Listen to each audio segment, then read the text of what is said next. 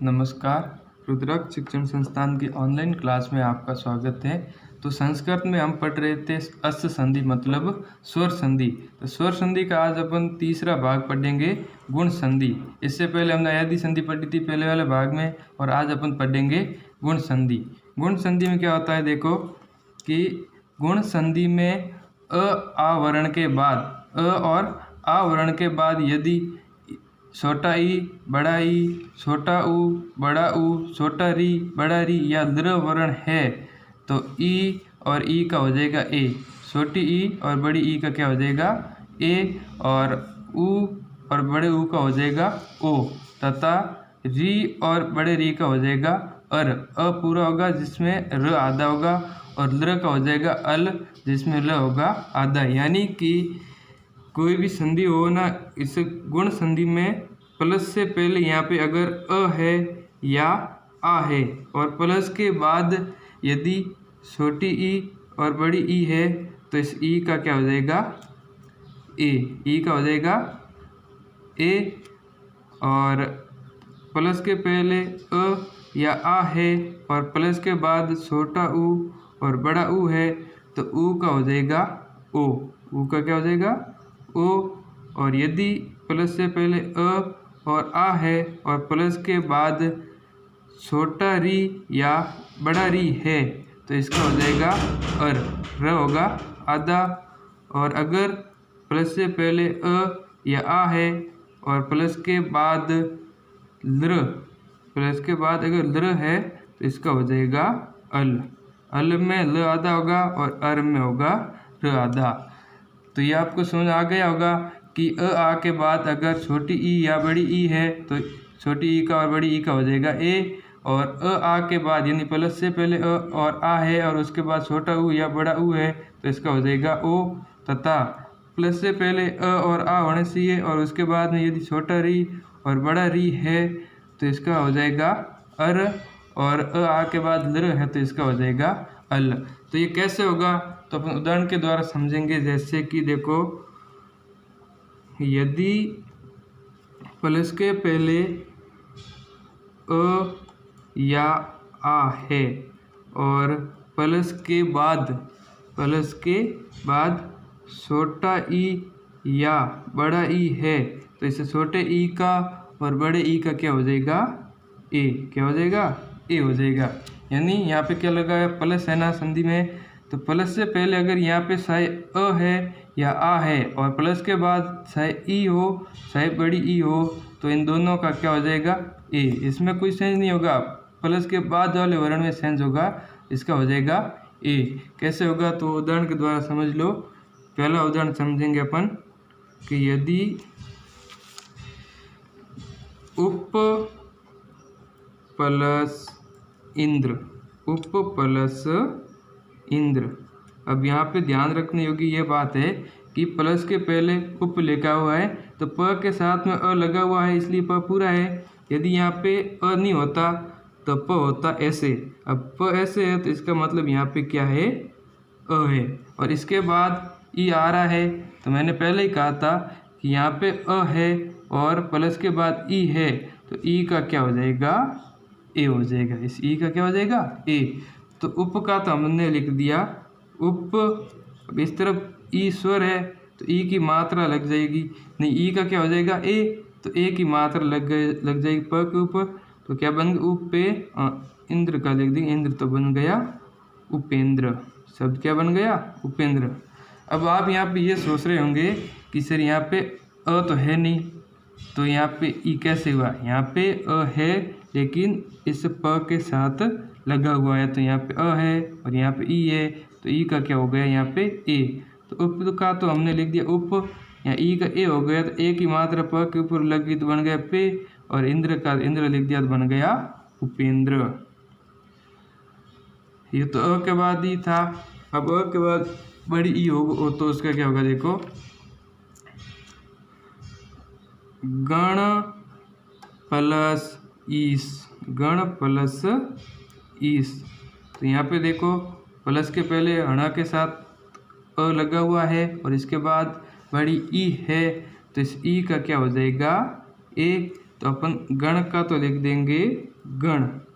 अब ई का ए हो गया, तो इसे अण के ऊपर ए की मात्रा लग जाएगी और सह का लिख देंगे सह, तो बन जाएगा गणेश। अब इसका एक और उदाहरण देख लो। अगला है उदाहरण कि आ के बाद ई हो, तो उसका क्या होगा देखो, महा प्लस इंद्र, महा प्लस इंद्र। अब यहाँ देखो कि अगर मैंने ये भी कहा था कि अगर आ के बाद ई है तो उसका भी क्या हो जाएगा ए। तो यहाँ आ है, का पीछे आ की मात्रा लगी हुई है, तो इसका है मतलब यहाँ पे आ है, और प्लस के बाद ई है, तो आ के बाद अगर ई हो तो ई का क्या हो जाएगा ए। तो हम लिख देंगे मह का तो हो जाएगा मह, और ई का क्या हो गया ए, तो ह के ऊपर ए की मात्रा लग जाएगी, और इंद्र का लिख दें इंद्र, तो बन जाएगा शब्द महेंद्र। शब्द क्या बन गया महेंद्र। अब मैंने पहले ही बताया था संधि में कि यण संधि और अयादि संधि में सिर्फ इसी की जगह परिवर्तन होता है, मतलब पहले एक ही वर्ण का परिवर्तन होता है, और ये गुण संधि से आगे लेके 500 संधियों में इसकी जगह भी परिवर्तन होता है और इसकी जगह भी परिवर्तन होता है। तब यहाँ आ और ई दोनों का परिवर्तन होकर क्या बन गया ए, तो शब्द बन गया महेंद्र।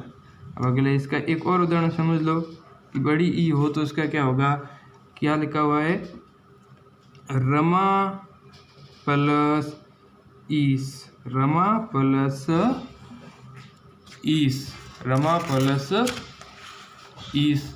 तो यहाँ देखो आ के बाद ई है, तो ई का क्या हो जाएगा ए, तो हम र म, अब आ और ई का क्या बन गया ए, तो म के ऊपर ए की मात्रा लग जाएगी और सह का लिख देंगे सह, तो शब्द बन गया रमेश।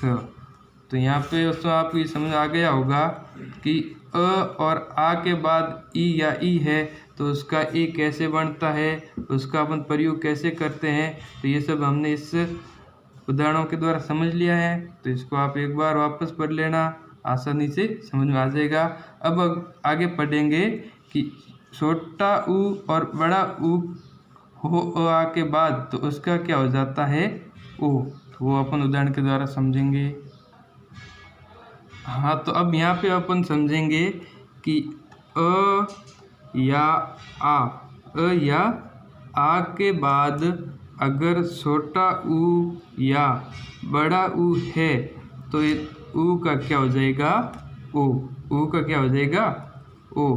देखो यहाँ पे प्लस है ना, अगर प्लस से पहले अगर या तो अ है या आ है और उसके बाद भले ही छोटा ऊ हो या बड़ा ऊ हो तो इनका क्या हो जाएगा ओ हो जाएगा। तो वो कैसे होगा उदाहरण के द्वारा देखो।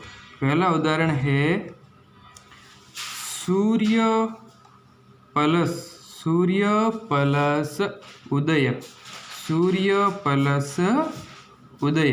अब यहाँ देखो, अब य के साथ अ लगा हुआ है और अ के बाद यहाँ पे ऊ है, तो ऊ और अ का क्या हो जाएगा ओ, क्या हो जाएगा ओ। तो देखो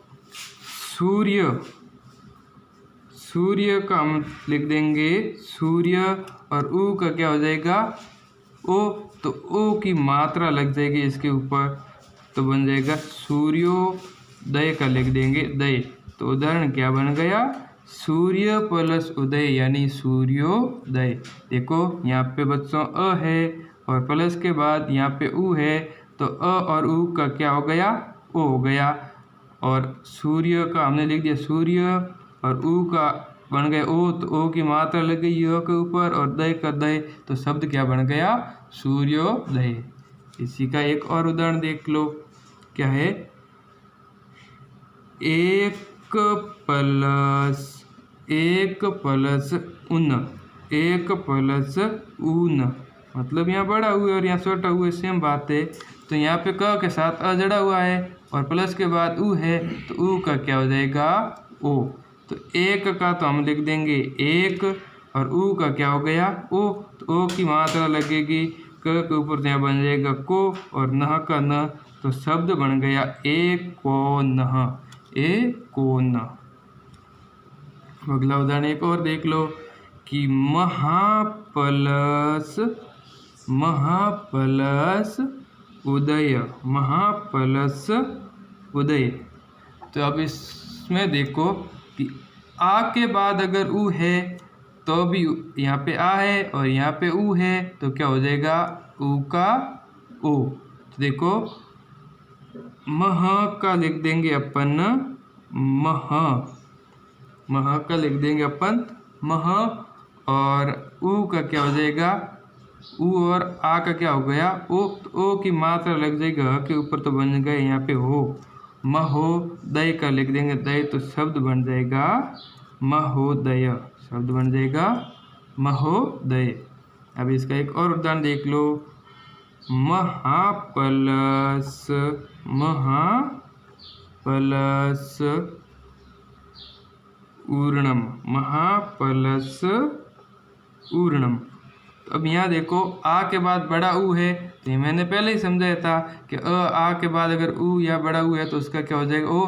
तो यहाँ पे आ है और यहाँ पे बड़ा ऊ है, तो इस ऊ का और आ का क्या बन जाएगा, ओ। तो अपन मह का लिख देंगे मह, ऊ का हो गया ओ, तो हो गया म हो, और रणम का लिख दें रणम, तो बन जाएगा महोरणम, शब्द क्या बन गया, महोरणम। तो ये समझ आ गया। तो यहाँ पे हमने पढ़ा आ के बाद अगर उ या ऊ है तो उसका ओ हो जाएगा। तो ये हमने उदाहरण के द्वारा अच्छी तरीके से समझ लिया है, और इसको भी आप अच्छी तरीके से रिवाइज करके वापस देख लेना। अब इसका तीसरा भाग है कि अगर अ या आ के बाद, अ या आ के बाद अगर री है, री से ऋषि वाला अगर री है, तो री का क्या हो जाएगा, अर, री का हो जाएगा अर, जिसमें र आधा होगा। तो इसको अपन उदाहरण के द्वारा समझते हैं। क्या है कि राज प्लस, राज प्लस ऋषि, राज प्लस ऋषि। तो अब यहाँ देखो राज में ज के साथ लगा हुआ है और प्लस के बाद री है, तो री का क्या हो जाएगा यहाँ पे अर, री का क्या हो जाएगा अर। तो राज का तो हमने लिख दिया राज, अब अ है इसके साथ लग गया और पीछे क्या रहा आधा र, तो आधा र है वो स के ऊपर लग जाएगा और शब्द बन जाएगा महर्षि। शब्द क्या बन गया, महर्षि। आया समझ में कि अ के बाद अगर री है तो उसका हो जाएगा अर, अगर अ है इस ज के साथ जुड़ गया, हो गया ज पूरा पूरा ही था, लेकिन अ है इसके साथ ही रहेगा और पीछे रहेगा आधा र, और शब्द बन गया महर्षि। एक और उदाहरण देख लो इसका। क्या है, महापलस, महापलस ऋषि, महापलस ऋषि। अब तो आ के बाद अगर री है तो क्या हो जाएगा अ, तो हमने मह का तो लिख दिया मह, और री का बन गया अर, अ है स के साथ जुड़ गया, पीछे रहा आधा र, तो आधा र है वो स के ऊपर लग जाएगा, इससे स के ऊपर, तो शब्द बन जाएगा महर्षि, महर्षि। यानी आधा र होता है ना आगे लास्ट में, तो यह ना हमेशा स के ऊपर लगता है, बीच में नहीं बल्कि स के ऊपर। तो ये समझ में आ गया कि अगर अ या आ के बाद री हो तो उसका क्या हो जाएगा हर, जो हमने इन उदाहरणों के द्वारा समझ लिया है। अब आगे अपन पढ़ेंगे। हाँ, तो अब गुण संधि का चौथा पार्ट है कि अगर अ या आ के बाद, अगर अ या आ के बाद लृ है, आ के बाद अगर लृ है तो लृ का क्या हो जाएगा अल, लृ का हो जाएगा अल, जिसमें ल आधा है। तो इसको अपन उदाहरण के द्वारा समझेंगे। तो देखो पहला उदाहरण क्या है, तव प्लस लृकार, तव प्लस लृकार।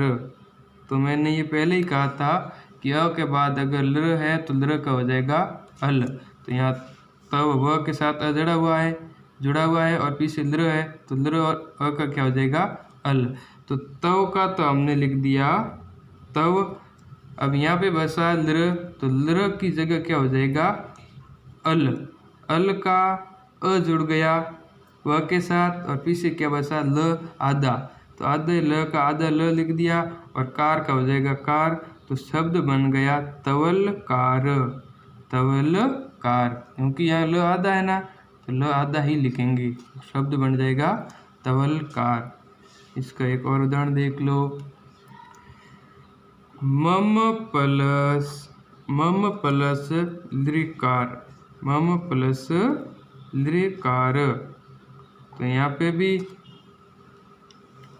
के बाद लृ है, तो लृ का क्या हो जाएगा अल। लृ का हो जाएगा अल, जिसमें ल आधा है। तो मम का तो हमने लिख दिया मम, ये वाला अ इसमें अ के साथ हो गया, पीछे बसा आधा ल, आधा ल का अपन लिखेंगे आधा ल, कार का कार लिखेंगे, तो बन जाएगा ममल कार। शब्द क्या बन जाएगा ममल कार। तो यहाँ पर हमने पढ़ा कि अ आ के बाद अगर लृ हो तो उसका क्या बन जाएगा अल, जो हमने इन उदाहरणों के द्वारा समझ लिया। तो आज का हमारा टॉपिक था गुण संधि, जो पूरा हो गया है। तो इसको आप घर में बैठ के अच्छी तरीके से समझ लेना, पढ़ लेना और कॉपी में नोट कर लेना। तो आज की क्लास अपन यहीं समाप्त करते हैं। धन्यवाद।